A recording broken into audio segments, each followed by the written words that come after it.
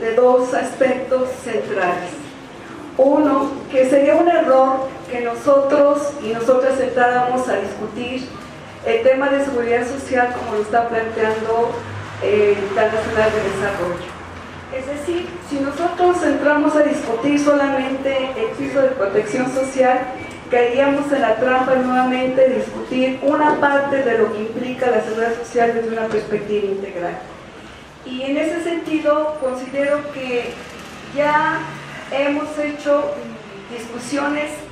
marginales o aisladas de la seguridad social cuando nos vimos involucrados en discutir solamente las reformas al sistema de pensiones. Tuvimos en el 95-97 la reforma del IMSS, en el 2007 la del ISSSTE, y nos volcamos a discutir el impacto de lo que significaba esta reforma del sistema de pensiones, pero dejamos al margen la discusión del impacto que tenía en el conjunto de la seguridad social. Entonces me parece que el debate en el que nos quieren colocar el día de hoy lo tenemos que dimensionar políticamente para no caer en discutir cuál es el piso de protección social, sino replantearnos una verdadera reforma a la seguridad social integral para que ésta sea efectivamente universal y no solamente con políticas asistencialistas y que hoy se han venido colocando desde la política de atender el hambre en este país. Y el otro aspecto que me gustaría también colocar es que las iniciativas que se han discutido a partir del nuevo gobierno de Peña Nieto, si nosotros revisamos la exposición de motivos, siempre vamos a ubicar una exposición bien documentada, con datos estadísticos que podemos matizar los datos, pero que van reflejando una situación del contexto o del tema que se está revisando, pero que a la hora de vincularlo con la estructura de la reforma, pues nos damos cuenta que es totalmente contradictorio a lo que se sustenta en la parte de la exposición de motivos. Y en ese sentido, si nosotros revisamos lo que dice la justificación en el tema de los derechos sociales del Programa Nacional de Desarrollo, del Plan Nacional de Desarrollo, vamos a darnos cuenta de esta tendencia. Y voy a leer solamente algunos párrafos para que ubiquemos cómo el gobierno federal está haciendo un diagnóstico que en el momento en que uno pasa a revisar las líneas de acción, existe el fondo real de lo que está significando la línea de acción de toda la política del presente sexenio. Un párrafo dice: un México incluyente propone enfocar la acción del Estado en garantizar el ejercicio de los derechos sociales y cerrar las brechas de desigualdad social que aún nos dividen. El objetivo es que el país se integre por una sociedad con equidad, cohesión social e igualdad sustantiva. Cuando leí el término de igualdad sustantiva me sorprendió porque es una demanda que mismo ha venido colocando para erradicar la discriminación o las desigualdades que existen en este país entre hombres y mujeres, y sin embargo lo colocan como parte de los aspectos sustanciales que coloca el gobierno federal. Y luego dice: en la última década México, la segunda nación más desigual de la Organización para la Cooperación y el Desarrollo Económico, después de Chile y la 12ª de América Latina, y de acuerdo con cifras de CEPAL, y argumenta los datos que da la CEPAL. Es decir, que el gobierno federal reconoce el retraso que se encuentra México en relación a los países del mismo continente. Ya no hablemos de otros que están colocados en aspectos de leyes que van colocando los derechos sociales desde una perspectiva diferente. Y luego coloca: para que la ciudadanía goce del pleno ejercicio de sus derechos sociales, es necesario resolver importantes retos vinculados con la forma en que se conceptualizan y se ejercen las políticas públicas. Por ejemplo, los procesos de diseño, gestión, implementación y monitoreo se han trabajado de manera aislada, lo que ha derivado en ocasiones con la duplicidad de programas y una falta de coordinación entre los diferentes órdenes de gobierno. Coloca temas como la desigualdad y la discriminación, datos estadísticos en relación del comportamiento de la economía en el impacto de las mujeres en el mercado de trabajo, y toca el tema de la salud, donde ya mis compañeros han dado datos sustanciales muy importantes y que quisiera solamente referirme a un párrafo que dice sobre el tema de salud. En 2004, el Seguro Popular inició con la finalidad de brindar protección financiera a la población afiliada a las instituciones de seguridad social. Este programa representa un avance en términos de igualdad y protección social de la salud. Sin embargo, su paquete de servicios es limitado en comparación con la cobertura que ofrecen actualmente el Instituto Mexicano del Seguro Social y el Instituto de Seguridad y Servicios Sociales de los Trabajadores del Estado, el ISSSTE, a sus derechohabientes. Adicionalmente, el Seguro Popular representa un reto para promover la formalidad del empleo con el tiempo. Cuando uno lee estos datos y que va colocando aspectos sustantivos, cuando toca el tema de seguridad social, cabe la muestra de lo que se ha venido colocando por parte de mis compañeros y dice: en nuestro país el acceso a la seguridad social está directamente relacionado con la condición laboral y favorece principalmente a quienes cuentan con un trabajo formal. La estructura actual del sistema de seguridad social se caracteriza por contar con múltiples esquemas de protección social, delimitada portabilidad entre ellos y con diferencias significativamente entre sí. Dicha estructura ha resultado en una distribución desigual del gasto social y representa una limitante para generar incentivos que introduzcan a la formalidad. Y podemos ahí detectar otra serie de argumentos que van colocando elementos como la vivienda, la salud, el medio ambiente, porque en este aspecto habla de los derechos sociales. Sin embargo, cuando nos vamos ya a la estructura de las líneas de acción y tocamos el objetivo de ampliar el acceso a la seguridad social, hay líneas de acción en donde todo lo que se plantea es una parte meramente administrativa: fomentar políticas de empleo y fortalecer los programas de transferencias para proteger el poder adquisitivo y el ingreso. Y uno se pregunta, ¿el gobierno federal no recuerda una reforma laboral que lo que va a generar va a ser todo lo contrario y no lo que están colocando? Pero habla de un aspecto que me parece muy importante, porque coloca en las diferentes líneas de acción una parte que va a ser una línea transversal en las políticas del actual gobierno, y es que para el gobierno dice que es importante promover esquemas innovadores de financiamiento público-privado para impulsar la sostenibilidad financiera de los organismos públicos. Y aquí cabe mencionar que existe la ley de asociaciones público-privadas, en donde se plantea que si el Estado no puede cubrir por obligación lo que corresponde, puede licitar y concesionar a la iniciativa privada parte de los servicios que le corresponden al Estado brindar. Es decir, que esta ley de asociación público-privadas van a estar de manera transversal en todas las iniciativas del gobierno federal. Y en el tema de seguridad y de salud lo han planteado de manera explícita, y que se coloca en la parte que se ha planteado, por ejemplo, Gustavo, de la posición que han sostenido los banqueros en el tenor de la apertura que ha dado el gobierno para que la iniciativa privada tenga cada vez mayor incidencia en las políticas públicas y en lo que se consideran los derechos sociales, colocados desde la perspectiva del gobierno federal como parte de sus objetivos a cumplir en el próximo periodo. Y en ese sentido, la asociación pública-privada está detonando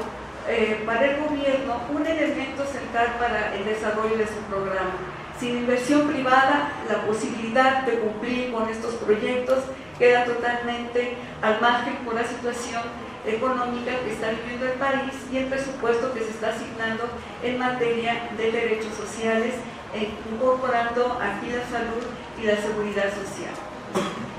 En ese sentido, toda la propuesta que se coloca en materia de esta discusión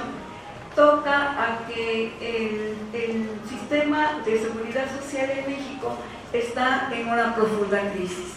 Y esta crisis la tratan de resolver solamente ampliando el piso base de protección social. Existe una supuesta preocupación porque hoy el mercado informal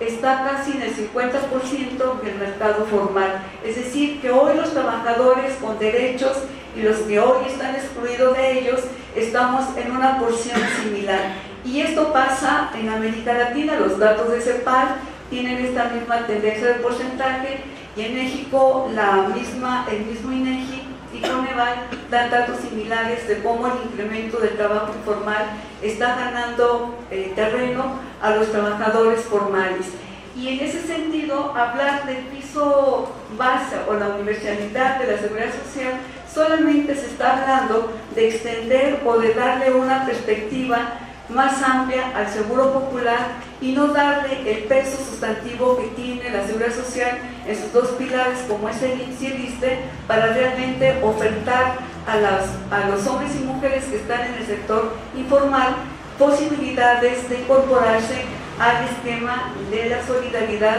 universal y gratuita que implica la seguridad social en México con su forma originaria en que fue constituida. Si bien es cierto, los análisis plantean que la seguridad de México desde sus inicios no fue una seguridad que planeara en perspectiva para poderse ajustar a los cambios que hoy tanto nos hacen pesar, como los cambios en la pirámide de edad, en la forma en que vivimos más años hombres y mujeres, y que hoy sean parte del argumento para justificar este tipo de reformas. En ese sentido, hoy nos encontramos en la disyuntiva: queremos salud, sí, pero la propuesta seguro popular, con las limitaciones que el mismo gobierno federal está planteando de que los paquetes son mínimos, de que no están cubriendo a la población en general y que solamente estarían cubriendo una parte de atención médica precaria y sin cubrir los elementos necesarios de una salud también integral para la población. Y cabe mencionar que en este aspecto de la salud que hoy se coloca solamente, y digo solamente no porque no lo sea importante, sino porque el enfoque en el que nos quieren orillar a discutir el tema de la salud tiene también sus sesgos. Y uno de sus sesgos es que la política de prevención de la diabetes y de las enfermedades crónico-degenerativas que están jalando el mayor presupuesto, están dejando de lado un tema fundamental: la salud laboral para los y las trabajadoras de este país. Y cabe mencionar que el seguro de riesgos de trabajo hoy en el seguro social es superavitario, es decir, que tiene una bolsa muy grande, porque supuestamente los trabajadores en este país no nos enfermamos y no requerimos de estudios médicos para comprender si la salud, la degradación de nuestra salud tiene mucho que ver con las condiciones en las que estamos trabajando, los ritmos de producción y de estrés en los cuales hoy nos estamos desempeñando en nuestros puestos de trabajo. Entonces, la salud sigue teniendo un sesgo y sigue siendo excluyente para poder llegar al conjunto de la población, y sigue siendo a costa de los trabajadores que hoy logramos tener un empleo formal en comparación, que ese es el problema, con los trabajadores cada vez más amplios que están ubicados en el sector de la informalidad. Y aquí Carmen nos decía que en esta parte las mujeres tenemos un peso específico y la carga social y cultural de las responsabilidades familiares pues sigue quedando fuera de una reforma a la seguridad social desde esta perspectiva. En ese sentido, cabe mencionar que el tema de las reformas que se han colocado en el seguro, en el ISSSTE, y su impacto en el esquema de pensiones, pues está colocándose en una crisis muy grave. Se habla que en un estudio del Centro de Estudios de las Finanzas Públicas de la Cámara de Diputados plantea que el gasto presupuestario destinado a pensiones mínimas garantizadas podría incrementarse en el futuro. Es decir, que para que los trabajadores que hoy podemos acceder por medio del IMSS o del ISSSTE a una pensión mínima garantizada de un salario mínimo, en un tiempo tiempo perentorio estará en una situación en donde el Estado va a tener que entrar a cubrir esa pensión mínima garantizada, no las AFORES, sino que va a ser el Estado que va a entrar a rescatar también esta parte. Y también coloca que los ingresos del IMSS que serán en una tasa media anual del 1.5% entre 2013 y 2050. En tanto, los gastos incrementarán, es decir, los gastos de los seguros que lo componen, en una tasa media de 2.2. Es decir, que sigue desequilibrado los gastos que existen en el seguro social. Y ese desequilibrio pues está llevando a la reflexión que el gobierno federal está planteando de ampliar un piso de protección, pero ese piso de protección no son los 5 o los 9 seguros que nos leyó Carmen, sino irnos a la baja para plantear el seguro popular sin mayor disponibilidad o mayor reconsideración o reforma del mismo seguro popular para poder subir a los niveles de los que se tienen en el ISSSTE y en el IMSS. También cabe mencionar que los datos que nos dan la situación de las AFORES,